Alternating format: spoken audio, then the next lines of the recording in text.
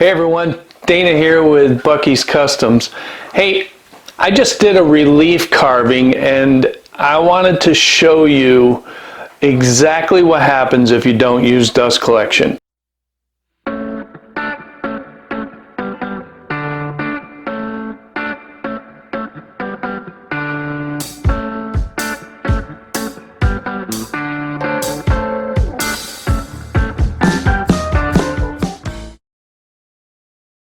I want to show you what happens on my setup because I'm pretty proud of this thing. I designed it, I thought about it for a long time. I designed it, thought, you know, this is really going to work well. And I'm amazed every time I do this. I didn't use dust collection for the main purpose of showing you just what happened here. So what I'm going to do is I'm going to turn the camera on this and I'm going to show you exactly what happened. Now, you notice that there is a ton of debris from this relief carving. There's a few dust particles gotten on top of everything. You know, it's like not too bad. It's not too bad here. There's really nothing here but a little bit of dust. And I want to show you the floor. I put a front on this, temporary front. And I want to show you the floor. I did not vac this. This has a light dusting of dust on it. But for the most part, you know, this enclosure kept the mill pretty clean with the exception of the router itself and all that. Now, I'll vac all that off. But that is why I use dust collection, and that is why I use this enclosure, because as you can see, it keeps my floor fairly clean and I don't track it everywhere.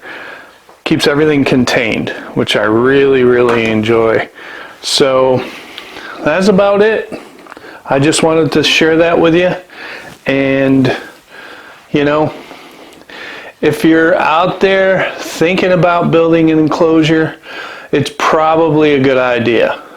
I don't have an enclosure, don't even want one yet, but I can see why people would want an enclosure because it definitely keeps their shop cleaner. It does restrict your movement on it to a certain degree, I would imagine, but for the most part, they do work and they work well. So in keeping fastidious, I clean the mill completely before I move on to the next part of this project. But before we do that, now would be a good time to like and subscribe.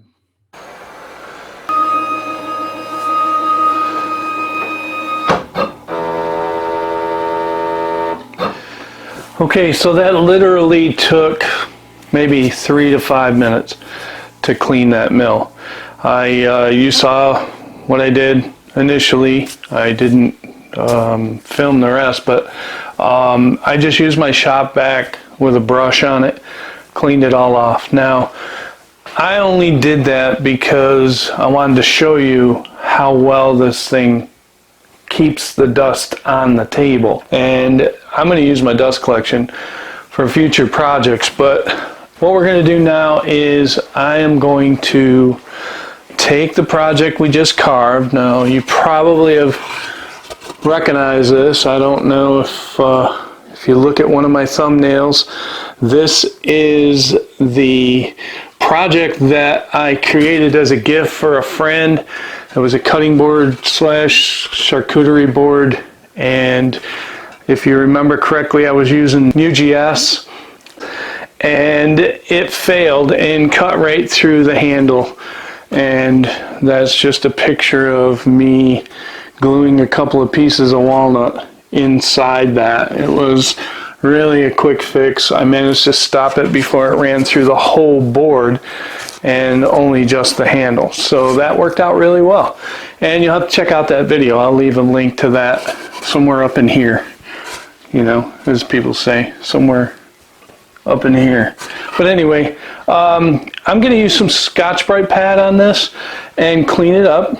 And then I might do some wood burning to highlight some of the areas. So let's get started with that.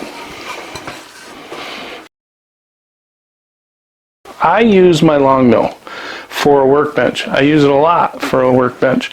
A lot of times I'll take the projects that I've created with the LongMill, clean the mill up, and come back over here and do the sanding, because I can clamp it down okay there, and I really don't have a whole lot of room in my shop for a big old workbench with, you know, clamping set up. So with all that being said, I'm going to grab me a piece of, what did I say I was going to use? Scotch-Brite. Okay, I'm going to grab a piece of that, and I'll be right back. Now I buy this in bulk. All it is a piece of Scotch-Brite pad, and it doesn't take too much off, but it takes the burrs off, and that's really what I want to do with this piece.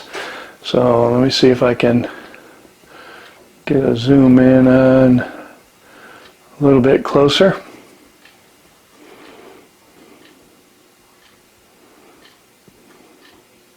There, that's pretty good. So basically I'm going to stay with the grain, and we'll just kind of lightly go over it. Use your finger, you know, you can go back and forth a little bit, but for the most part we're just taking the burrs off. That's all we're doing. Some of these areas have more burrs than others, but just taking the burrs off, and a couple of them there that I can't get out, but I have a little tool that I like to use, a small detail tool. It works out really well. I just showed you on the last project for the lettering that I did on that sign, so I could get in and out of the lettering. Take this roughness off a little bit. So I think I'm going to use what's left on this for a picture frame. So it'll look like it's been framed out. So there. Pretty much took the burrs off and cleaned up the edges. I want it to stay a little rustic looking, but that's about it on that. Cleaned up, and you can see I'm going to use this as part of the framing, and yeah, I think it'll come out good. So try to get some wood burning done here. I'm going to take it over to the table saw and vacuum it off a little bit and try to do some wood burning. Okay, so now you can see that. I'm going to run the vac real quick. Okay, so we got ourselves a propane torch here. It's one I've always used. I enjoy the wood burning aspect of certain projects, and this is no different. I kind of I enjoy the artistic approach of some of this stuff. You know, the mill really does a fantastic job in carving, and you know, it's not perfect. It does the hard work for sure, but it leaves burrs, and you know, then it leaves it up to you to putting the finish on the board. And I enjoy doing different kinds of things. I love the rustic look of pine, and which is what we're using here, of course. And you just saw me turn it down a little bit because I needed to spend a little more time in one spot, more to burn the outline of the letters and the sign. And then I will do the same thing for all the edges. And if you notice, the high points or the pointed parts are the ones that go the darkest the quickest. And whenever you wood burn, you really just want to take your time and move the torch back and forth Don't put it too close. You'll get a feel for it eventually. You really want to be light as you go and, gradually get to where you want, because then you can stand back and look and say, okay, I want to go a little darker there, or I want to work on that spot. And that's the fun part for me when it comes to these projects that we do, is what can I do to improve the quality of it and make it my own. And basically, that's kind of what I'm doing here. So I think I'm going to fast forward through the rest and get to putting the finish on.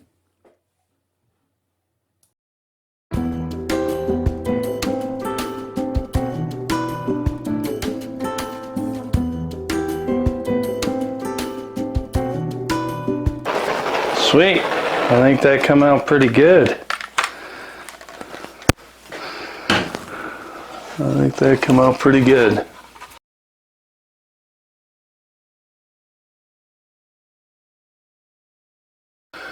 Well, that was pretty easy. Now I think what I'm going to do is I'm going to clear coat it.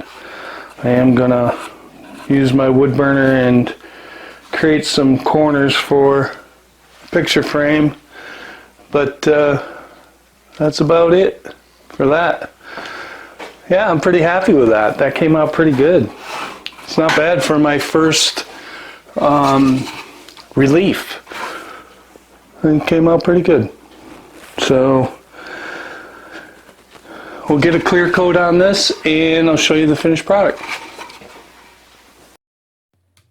Okay, another shift on the fly. I'm going back to the torch. As you can see, I've got to reburn the edges here because I made them all equal all the way around the actual carve so that I could put the corners on. And all I did to create the corners was I took a putty knife, heated it up with the torch, and I put a 45 in that, and I burned it in so that it was very pronounced. And now what I'm doing is I'm catching all those with the wood, with burning it and kind of making it even and darkening up all the freshly cut areas. As you can see, I'm doing right here. It's if you hold the torch right on pine, it will burn. So but that's where I'm at right there. You can see I did the other side, and I'm going to do a little bit more detail on the cutting board itself, the handle, and then we'll be ready for the polyurethane, and this project will almost be done.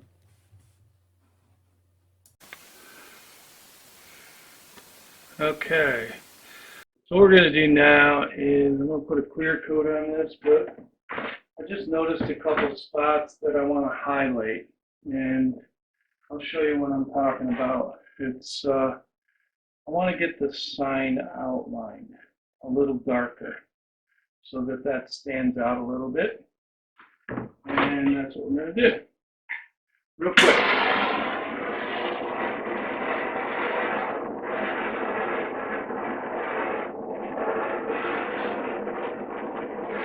Yeah.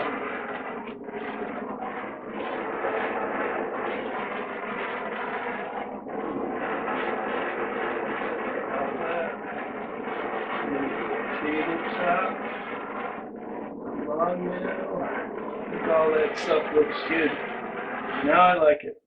So what we're going to do now is I'm going to spray a clear coat on this. And I use Minwax polyacrylic. It really works well. I'm using a gloss here, clear gloss. So and I have this handy dandy can guy, they call it. I don't know, I've had this forever. I have no idea where you can tell you to get one, but if you go on Amazon, I'll leave a link in the description below, but if you go on Amazon, you'll find one. So, pretty handy. And I like to go around the outside first. One, two passes. Nice and slow and steady. And then we'll do the inside.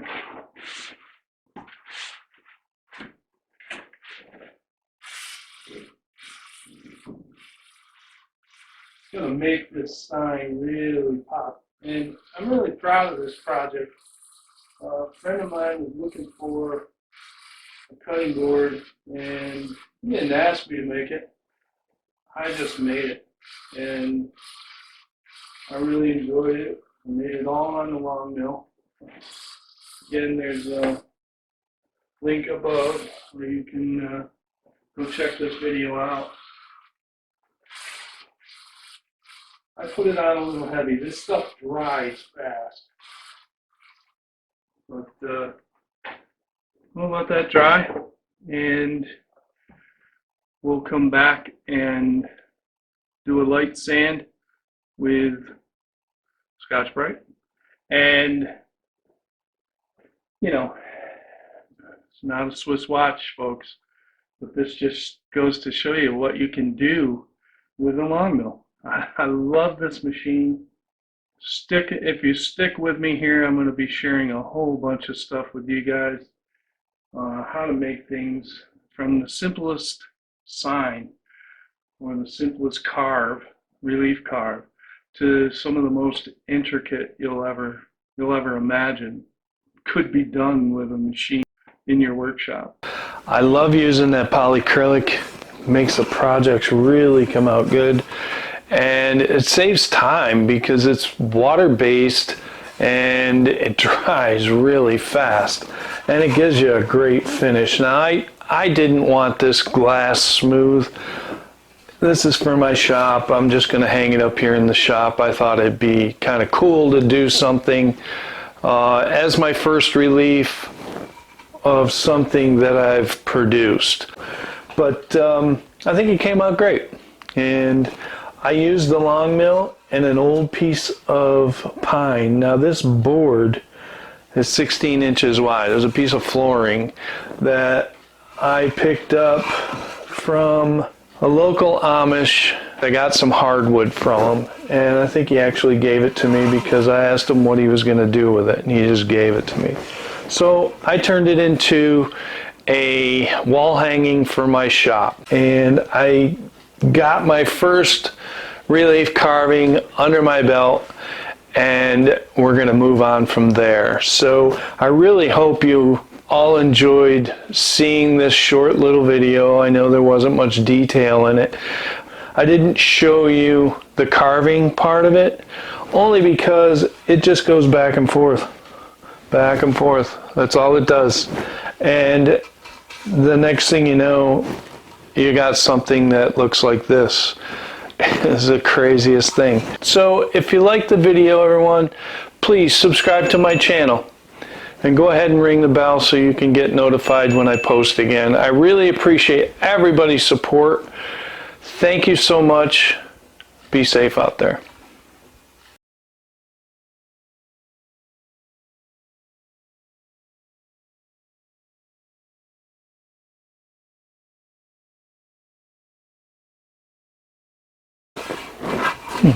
What this would look like right here. What do you think?